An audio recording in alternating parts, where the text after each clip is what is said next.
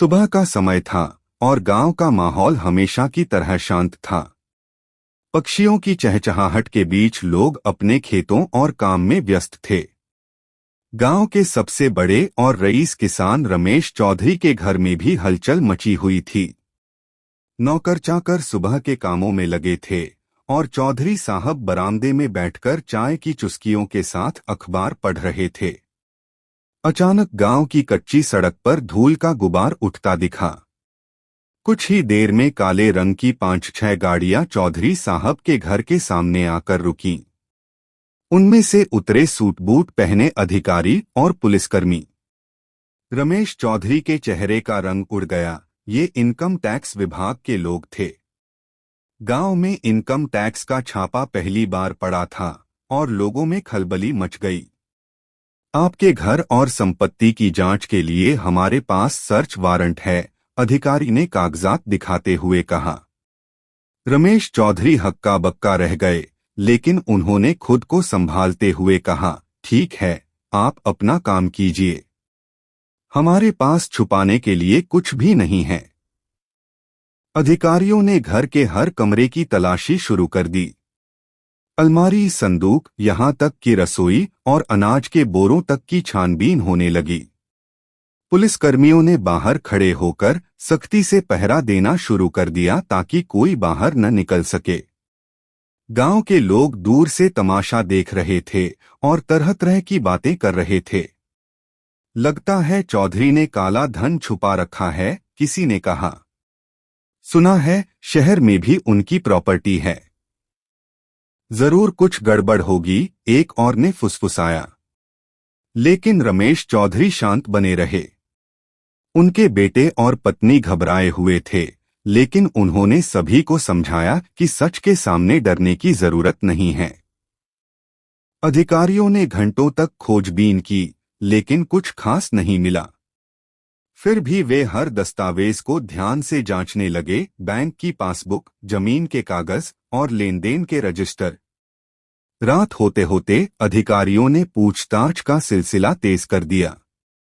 रमेश चौधरी ने अपने सारे लेनदेन की जानकारी साफ साफ दी, कितनी जमीन खरीदी, कहाँ कहाँ निवेश किया और टैक्स की रसीदें भी दिखाईं। अधिकारी उनकी हर बात को बारीकी से नोट कर रहे थे। तलाशी के दौरान अधिकारियों की नजर एक पुराने संदूक पर पड़ी। संदूक खोलने पर उन्हें सोने के कुछ गहने और नकद रकम मिली। अधिकारी तुरंत चौधरी से सवाल करने लगे, यह पैसा और गहने आपने कहां से जुटाए?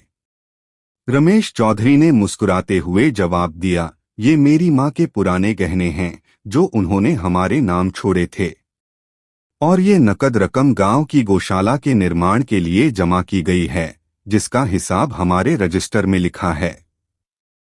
आप चाहे तो गांव के मुखिया और पंडित जी से भी पूछ सकते हैं। अधिकारियों ने रजिस्टर का मिलान किया और गांव वालों से भी पूछताछ की। हर किसी ने यही बताया कि चौधरी साहब हमेशा ईमानदारी से काम करते हैं और गांव के भले के लिए योगदान देते हैं। अधिकारियों को भी यह महसूस होने लगा कि यहाँ कुछ गड़बड़ नहीं है। अगले दिन सुबह तलाशी अभियान खत्म हुआ। टीम के प्रमुख अधिकारी ने रमेश चौधरी से हाथ मिलाते हुए कहा, हमने सारी जांच कर ली है। आपके पास सब कुछ साफ सुथरा है। हमें आपसे कोई शिकायत नहीं है। माफ कीजिएगा अगर हमारी जांच से आपको असुविधा हुई हो। रमेश चौधरी ने विनम्रता से जवाब दिया, कानून अपना काम कर रहा है साहब, हमें आपसे कोई शिकायत नहीं है। छापा खत्म होते ही गांव में खबर आग की तरह फैल गई कि चौधरी साहब निर्दोष निकले। जिन लोगों ने उन पर शक किया था, अब वे भी उनकी तारीफ करने लगे। चौधरी ने इस घटना से कोई नाराजगी नहीं दिखाई, बल्कि गांव वालों से कहा, हमें हमेशा ईमानदारी से जीना चाहिए ताकि किसी भी जांच से डरने की जरूरत न पड़े।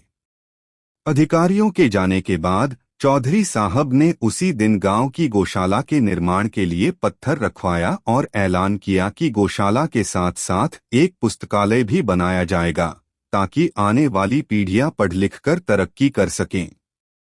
गांव के लोग चौधरी साहब की सादगी और ईमानदारी से प्रभावित हुए।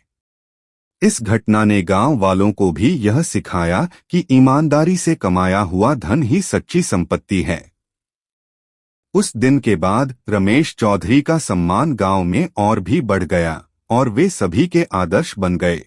आनंद एंटरटेनमेंट प्रोडक्शंस चैनल को सब्सक्राइब करना ना भूले।